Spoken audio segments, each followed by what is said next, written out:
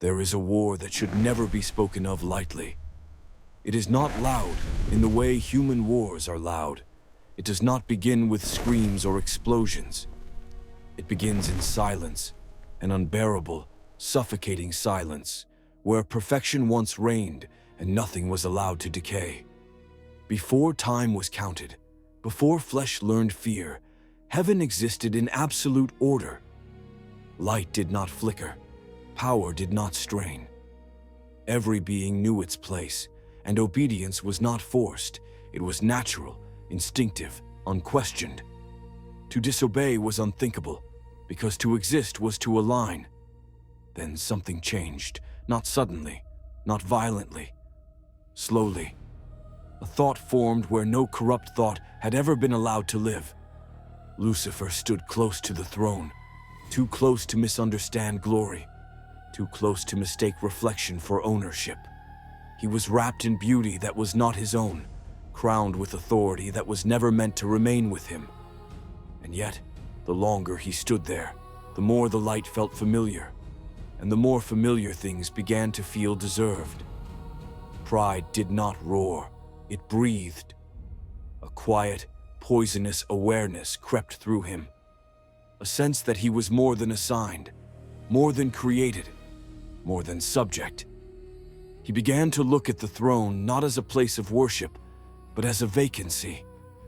And heaven felt it, not as fear, but as disturbance, like a fracture forming in crystal, a tension that should not exist in eternity. Lucifer did not shout his rebellion. He internalized it. He rehearsed it. 5 times the desire echoed within him. I will rise. I will exalt. I will sit. I will ascend.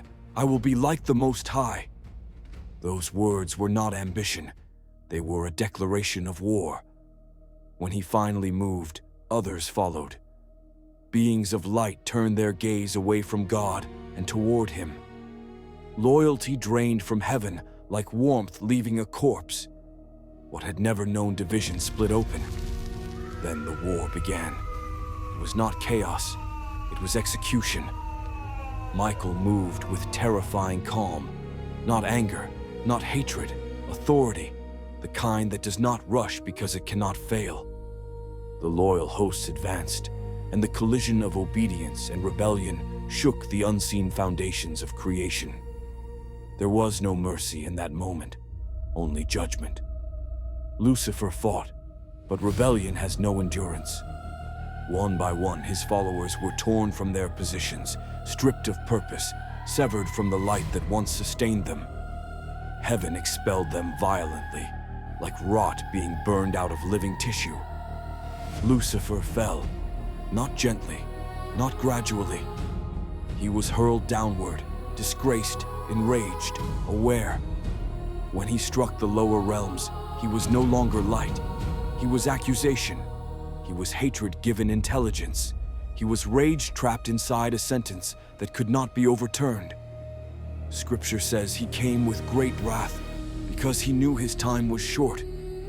Earth felt the impact. When humanity was formed, Satan watched in silence. Humans were fragile, breakable, limited, yet crowned with authority he had lost. They bore God's image. They were given dominion. And that fact ignited a hatred that has never cooled. He did not attack with force. He whispered. When humanity fell, the atmosphere of the world changed. Death seeped into the ground. Fear embedded itself into the soul. Darkness found permission to linger. The war that began in heaven infected history itself. Invisible powers settled over nations. Spirits claimed territories. Idols became mouths for unseen hunger. Violence became ritual. Deception became culture. Humanity suffered, never fully understanding why evil felt organized, intentional, patient. Behind thrones, something watched. Behind altars, something listened. Behind wars, something fed. Then heaven moved again, not with armies, not with fire. God stepped into the war wearing flesh. Jesus entered enemy territory quietly, but hell recognized him instantly. demons screamed because they knew what his presence meant. Every command tore at their dominion. Every act of mercy was an invasion. Every word carried authority they could not resist. Then came the cross. Darkness gathered, believing this was the end.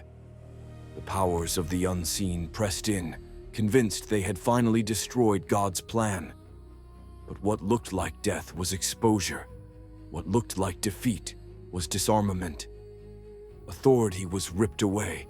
The resurrection was not peaceful for the powers of darkness. It was catastrophic. A verdict was sealed. Judgment was delayed, but unavoidable. Now the war continues in its final phase. Satan does not fight to win. He fights to wound, to delay, to corrupt, to drag as many souls as possible into the sentence already written for him. Believers stand as living reminders of his defeat. Their prayers disturb structures he built over centuries. Their worship burns like salt in open wounds. Their obedience terrifies him more than power ever could. And one day, there will be an end. No more resistance, no more rebellion, no more war. Darkness will be sealed away permanently. The heavens will be cleansed. The conflict that scarred creation will be silenced forever. Until then, the war remains unseen, but active. Quiet, but merciless. Slow, but deliberate. This is not symbolism. This is not myth. This is the horrific reality behind the world you live in.